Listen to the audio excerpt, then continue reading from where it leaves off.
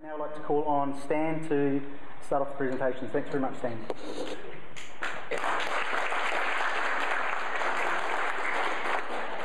Hi, it's nice to be here. I'm a private dentist from Wellington. I guess I'm one of those people that Tony Ryle described as nutters that don't have any scientific evidence behind them who'll be wandering into town. I like Hamilton. I'm kind of just passing through, but I think the decisions that happen here affect the rest of the country. So I was always pro-fluoride until a couple of months ago when I was talking to a colleague and realised I didn't really know much about it. And since I was being held up as a dentist as supporting water fluoridation, I thought I'd better have a look at the evidence, because after all we're supposed to be evidence-based. I trusted the Dental Association and the Ministry of Health and the dental school to be giving us the right direction, because water fluoridation doesn't really have any relevance to my day-to-day practice, so it's not something that I really need to be up to date with. But I saw the need to do so. By the way, I like the water here, it's really good. Yes. Much better than Wellington. In the old days, like before the information age, it was very hard for a dentist working in private practice to actually look at the research. We had to travel down to the dental school at Dunedin, which is the only place that had a database of journals. Now we can do our research online on PubMed, EBSCO, Medline. There's a lot of sites out there that you can do your research with, which makes things a lot easier. And I expect that it won't take long for all the dentists in New Zealand to actually look at the research and come out against fluoridation. What I found shook my faith in democracy. I graduated in 1981 in Otago. I also have a degree in psychology. I've been working in Wellington for 30 years in public practice. I was pro-fluoride until 2 months ago, and I'm not just passing through. I have to put up this disclaimer because there are people that don't like dentists to talk about it, which is probably why there aren't too many around at this stage. Any views I may express in this presentation are my own views formed from my own personal investigation into available studies, data and publications, and they do not represent the expressed views of the NZDA, DCNZ, Dental Council, Ministry of Health, Dental Health Boards, American Dental Associations, CDC and other political organisations, and the 5% of the world which forces water fluoridation on citizens. I find that a bit peculiar. On the bright side, however, my views are supported by bodies, scientists and health professionals in the rest of the planet who don't think that dumping toxic waste in the drinking water is a good idea. There are serious health studies being ignored. The National Research Council 2006, Chang et al., the York Report, Declan War, they've all done metadata studies of research and found serious health concerns which are being ignored by our Ministry of Health. Fluoridation advocates talk bad science. This is obvious in the York Review, which studied thousands of scientific publications and studies on fluoride, and they found that none of them was up to a good standard. Most of them were very poor standard, some of them were average standard, but most of them have been tainted by variables such as investigator bias, sample selection, data manipulation. The Hastings experiment of 1963 in New Zealand was what kicked off our water fluoridation. It actually started as a twin city study, Hastings and Napier. They put fluoride in Hastings, found out that Napier's decay rate actually dropped faster than Hastings, so then they dumped Napier from the study and thought they'd just look at Hastings. Well, unfortunately, Hastings' decay rate didn't drop after it was fluoridated either, so then they changed their measuring systems so that it appeared to be dropping. The Leon Dennison study compared Christchurch and Wellington populations, Christchurch being not fluoridated. They specifically selected those towns to give their desired result. And the reason that their studies weren't finding a reduction in decay rate when they fluoridated the water was because they had the wrong mechanism for the effect of fluoride on tooth enamel. We always were told, I was told when I was a dental student, You drink the fluoride, it strengthens your teeth so they're more resistant when they come out in the mouth. Now that's totally been debunked. As of 15 or 20 years ago, the CDC, the Centre for Disease Control in the United States, came out with a statement in 1999, the major benefits of fluoride are topical, not systemic. That means you put it on your teeth, you don't drink it. There's no point in drinking fluoride to improve your teeth unless you've got teeth in your stomach. It's the same thing. It's the same thing as if you want to avoid sunburn, you swallow the suntan lotion. And all the advocates are doing are denying that there's any science against fluoridating water, but they never come up with any evidence to support what they're saying. And there's no funds for people who have opposing views. If there's going to be a public referendum, I think the public deserve to know both sides of the story and not to have the antagonistic stuff being suppressed. And what are the health costs of water fluoridation? The cost of the general health? Well, it has been implicated, and there are very good studies with all of these, despite what the Ministry of Health might say. Bone and joint disease, thyroid problems. Now, this is long-term use. People like myself, I've been grew up in Wellington. 40 years or so I've been drinking fluoridated water. When I get older, I'm getting there now, I'm expecting I might have some of these things. Actually, I already have. I'm not as healthy as I look. Reduces IQ. Without doubt, that's been proven. 10 percentage points. The dumbing down of society, actually. Diabetes, cancer, depression, digestive problems. I was taking Losec. I had a, what do you call it?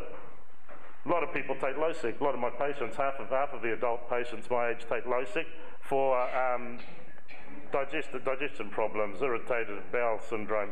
I had an endoscopy. I went to the top specialist and he couldn't see what was wrong. He said, your stomach lining looks really irritated.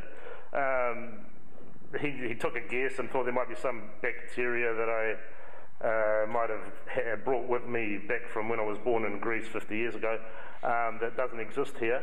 And he gave me antibiotics for it, but it didn't improve anything. So I carried on taking the Losec. It means I couldn't enjoy my food at night. I had to make sure I've eaten by 7 or 8 o'clock, couldn't have a red wine at night. I stopped drinking fluoridated water a couple of months ago, and I've been feeling great. Okay, that's anecdotal, but so there's a lot of stuff you hear. But there have been other reports, because sodium fluoride that they put in the water is acidic and in your stomach, it irritates the stomach lining.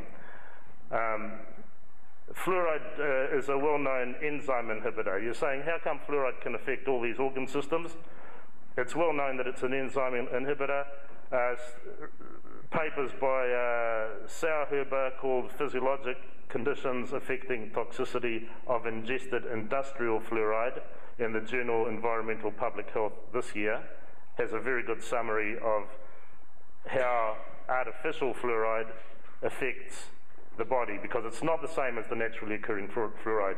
Calcium fluoride is what naturally occurs, and when fluoride is bound up to calcium, it is relatively inert.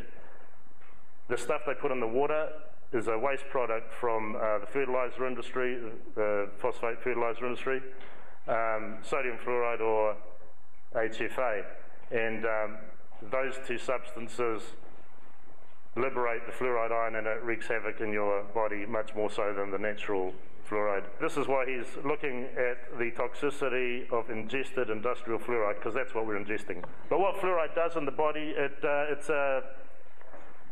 it disrupts the endocrine system that produce hormones which control a lot of your body processes, and that causes problems with your bone, neurodevelopmental disorders, hormone-related cancers, metabolic disorders, reproductive health, immune function and disease, and thyroid-related disorders. No question about the thyroid. They used to use fluoride to treat hyperthyroidism from the 1940s. Doctors used to prescribe it. So if you're giving that to someone who hasn't got a hypothyroid, I guess it makes them hypothyroid, and God knows what that causes. I'm not a doctor. The study by Declan Waugh, this was published earlier this year. Declan Waugh is a leading environmental scientist, internationally regarded. He's Irish, And he looked at Ireland. He thought Ireland, being an isolated island, wouldn't have too many sort of comings and goings with other factors that might affect his results. The Republic of Ireland is fluoridated and Northern Ireland is non-fluoridated. He compared the diseases, general health, of the two islands. This first graph that he made shows, for example, right down the bottom, early onset dementia, 450% more in the fluoridated island. Sudden infant death syndrome, because fluoride iron passes the placenta. They have toxic doses, recommended maximum limits for adults, which is 1 milligram per kilogram or something, 5 milligrams per kilogram. In a child having say a 10 kilogram child, that would be a tenth of that. In a fetus, it would be way less than that. Plus, in fetuses and young babies, their organs are developing, so they haven't measured how sensitive they actually are. You know, these people that are recommending, well, the Dental Association used to recommend that children don't spit out their toothpaste, but they should swallow it after brushing. Fluoride tablets used to be recommended, and I saw in the paper yesterday there's people in Hamilton apparently rushing to the school dental nurses and putting fluoride tablets in their kids' water to take to school, and apparently that's condoned. You know, they're trying to help their kids, but they could actually be poisoning them. The other things he's got here was going from the bottom up: sarcoidosis, congenital hypothyroidism, osteoporosis, Down syndrome, depression, diabetes, rheumatoid arthritis, and then smaller after that. Next graph is the mortality figures, and we can see that in the fluoridated Republic of Ireland, deaths from diabetes down the bottom, 470% higher. Endocrine, nutritional, and metabolic diseases, 350% higher. Sudden infant death syndrome, 300% higher. These are scary things, and you know, whatever the Ministry of Health might say, I don't know how they can argue with this stuff. It seems pretty like a good study, but you'd think at least they want to look into it, you know? I mean, isn't the Ministry of Health meant to be looking after the people's health? Or maybe they're looking after other things that they find more important. Now, the other revelation, water fluoridation does not reduce tooth decay. I can say that categorically. This is the World Health Organization data, 2012. The graphs are the reduction in the decay rate in different countries around the place. The blue lines are non-fluoridated countries. The red lines are fluoridated countries. So how can anyone say that it's because of fluoride that the decay rate has dropped? Because it has dropped the same or faster in countries who don't have fluoride in the water. Nothing to do with water fluoridation. It's a myth. This is another graph with other countries. The ones at the top, I mean, you all know that there's only 3% of Europe which is fluoridated. It's easy to, if you look at the Ministry of Health website, it's easy to get the impression that most of the civilized world fluoridates their water. Well, basically, it's United States, 60%, they started it, and then we copied them. We got about just under 50% now, and Australia have got 70%. They've started forcing districts to have it against their will. So I'd move if I lived there. The Ministry of Health data.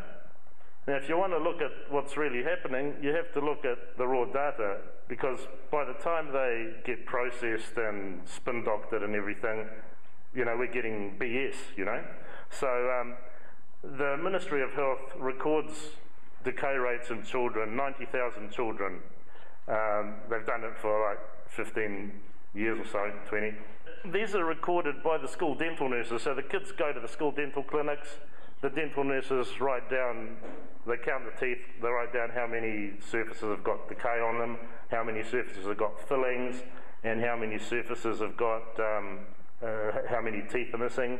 DMFT, I'll just do this quickly in case any of you don't know, the DMFT is what they use to record the data, stands for decayed, missing and filled teeth.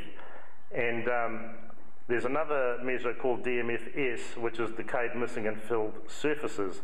So one tooth can have 5 surfaces. When researchers aren't getting enough difference in their DMFT scores, like they're saying, oh, there's 0.1% of difference between fluoridated and non-fluoridated, they come up with a DMFS instead, because of DMFS you're looking at 140 surfaces.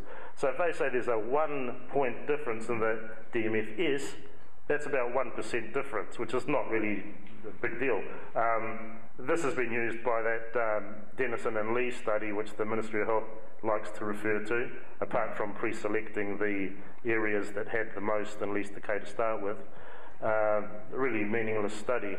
It must be noted that these recordings are open to fiddling, and they're very hard to standardise. D for the decay, the criteria, what criteria you use to say when something is decaying is not a standardised thing, and dental nurses have been given different ways of deciding whether a surface is decayed or not over the years, conveniently. This, as I said, this is what they did in the Hastings study to show a reduction. At the start of the Hastings study, they said if you run your probe, is that what you guys know it as, across the surface of the enamel, and you feel a little catch, you write down that it's a decayed surface. Subsequently, when they weren't getting the improvement they wanted, they said, no, you don't do it like that. If your probe goes right through the enamel and you feel a hole underneath in the dentine, then it's a decayed surface, otherwise don't put it down. These kind of things manipulate the overall picture. M is for missing teeth, but there's no clarification on how they came to be missing. Natural exfoliation, accident, orthodontics, or unnecessary extractions. F is for fillings, and we don't know why the fillings were placed. Some of the older ones might know this, but well, we see the school dental nurses who make the recordings, they're employed by the DHBs, and so their impartiality has got to be seriously compromised. For example, in the 1960s and 70s, school dental nurses were instructed to place fillings in perfectly healthy teeth in a procedure called filling the valleys. The procedure was discontinued in the early 80s. Furthermore, school dental nurses were given quotas by the health department which they were required to fill every week. Perhaps that's where they coined the term filling the quota. I would say health department policies had more to do with dropping the DMFT rate than putting fluoride in the water. I'm pleased to see that they've now moved to a more preventive approach to oral health, but it took them decades to switch from preventive odontotomies to fissure sealants, and it's taken them decades to realise that water fluoridation is a dead duck, and the focus needs to be on education and funding targeted at-risk groups. This is an example of what you get on the Ministry of Health website with the raw data. It's very hard to read, very hard to follow. It took me ages to download one, and I can't afford to print them all out to look at them carefully because there's so many of them. If the results were what they'd expected, I'm sure they would have put up nice graphs that show things quite clearly, but this is just one way of keeping the evidence a bit hard to find. Look at the 5-year graph. The top green line is the fluoridated community, and it's from 2002 until 2011. The red line under it is the non-fluoridated community, and you can see they come together, there's no difference. The lower two lines are the Maori population, because their figures separate out Maori and Pacific Islanders. Interesting thing to me is how the change in the graph in the Maori population is the same, is reflected in the overall population, and what I get from that is that the improvement in the tooth decay rate is because of an improvement in the Maori population. Due to other factors, not necessarily fluoride. Everyone jumps to the conclusion it's a fluoride. What about use of fluoride toothpaste, and what about improved education, improved diet? The year 8 statistics on the other graph show the same thing. There is also something you need to take into account when you're looking at year 8s, which is 12-year-olds. Fluoride has been shown to reduce menarche, and it reduces tooth eruption by up to about 9 months. That means that when you're comparing a non-fluoridated 12-year-old, his teeth have been there 9 months longer than a non-fluoridated 12-year-old, which affects the studies. If there have been studies which take this into account and the graphs superimposed, there's no difference. Now, this is Waikato, 5-year-olds, 2011 data, percent caries free. The red square at the top is the non-fluoridated overall Waikato community. Waikato is a bit special because it's got fairly even numbers of fluoridated and non-fluoridated kids, about 2,000 in each group. Whereas if you look at Christchurch, they're all unfluoridated. If you look at Wellington, they're all fluoridated. The Waikato is a good example that non-fluoridated are actually have less decay than the fluoridated. And the lower, the Maori and Pacific Island population, non-fluoridated have twice as little decay, twice as many percent cues free as the fluoridated ones. That's a bit odd, isn't it? If you just look at the urban areas, the ones with a large population around New Zealand, the taller line on the left is fluoridated people in urban areas. They have more decay than the non-fluoridated by about, the DMF is 1.75 in the fluoridated and 1.6 in the non-fluoridated. Yeah. They tell us that fluoridation reduces the cost of dentistry and suffering. It's not what I'm seeing, actually, because this chap here is a new patient I saw on Thursday. I had my camera, my cell phone, so I took a picture of him. That is dental fluorosis, which is well recognised. Dental fluorosis. Now, I'll just read you the Dental Association statement on dental fluorosis. It has been known since the 1930s that fluoride can cause dental fluorosis, which is normally seen as small white flecks or patches on tooth surfaces. A series of New Zealand studies have found that while water fluoridation in New Zealand is associated with an increase in white flecking on teeth in young children, water fluoridation is not associated with anaesthetic teeth. I'm a dentist, but that doesn't look too aesthetic to me. The 2009 New Zealand Oral Health Survey reported no significant differences in the level of dental fluorosis of people living in fluoridated and non-fluoridated areas. And importantly, no cases at all of severe fluorosis in the people examined. To reduce the potential for dental fluorosis, it is recommended that toothpaste be issued as a smear on the child's brush and that children don't eat toothpaste. The patient in this picture saw me for the first time on Thursday. He's in his early 30s, has lived his whole life in Lower Hutt drinking fluoridated water. His wife told him to come get his teeth fixed.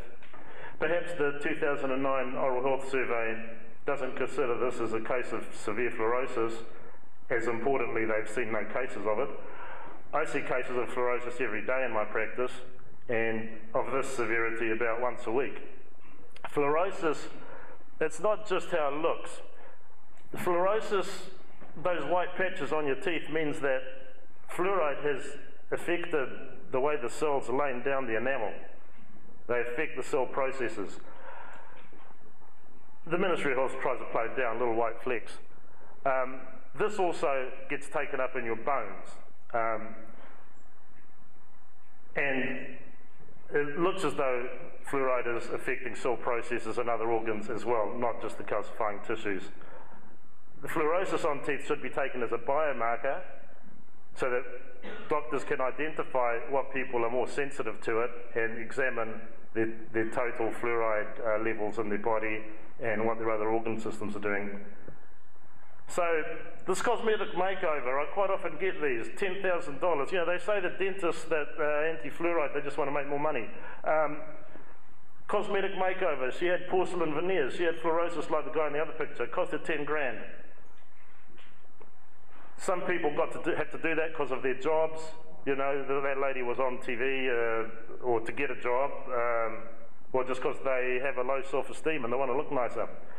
The other thing that we get is the fluoride bomb. I don't know if anyone knows about fluoride bombs, but I don't know if anyone's seen dental x-rays before. Oh, I know, I can do this. So it's the first time I've used this program. Watch that. In there, you've got this big shadow underneath the enamel. The enamel is nice and sound, and in there you've got your nerve. What's happening because of the fluoride, in my opinion, and it's been in the literature, the enamel is quite strong because of the fluoride strengthening the outer surface, but it doesn't do anything for the inside layer. This means that people don't come to see me because they don't feel there's a hole in their tooth, they can't see anything. They come to see me when they have a toothache. By that time, it's down to the nerve, and you need to do root canals and crowns. So it's reducing early detection of cavities and treatment. And in fact, I think I've heard school dental nurses saying they see less decay in fluoridated kids, which is anecdotal, but part of it might be because they can't see what's going on under the surface. They're not taking x-rays. So, just this, the lifetime caries burden the Ministry of Health talks about, saving water fluoridation, saving a lifetime caries burden. How much is that? I calculate $19. If you look at the statistics, 0.2 or whatever, if you believe what they're saying, the best case scenario is 15% more decay in a 12-year-old. So that's about a quarter of a filling, $19. However, if you have fluorosis, you want to fix your teeth or root canals and stuff like that, the lifetime dental burden cost brought about by water fluoridation, $20,000. Unless you want to go without teeth or have them all ripped out and put dentures in like they used in the old days. This picture you'll like, you're probably quite familiar with it because the health department says that's because of fluoride.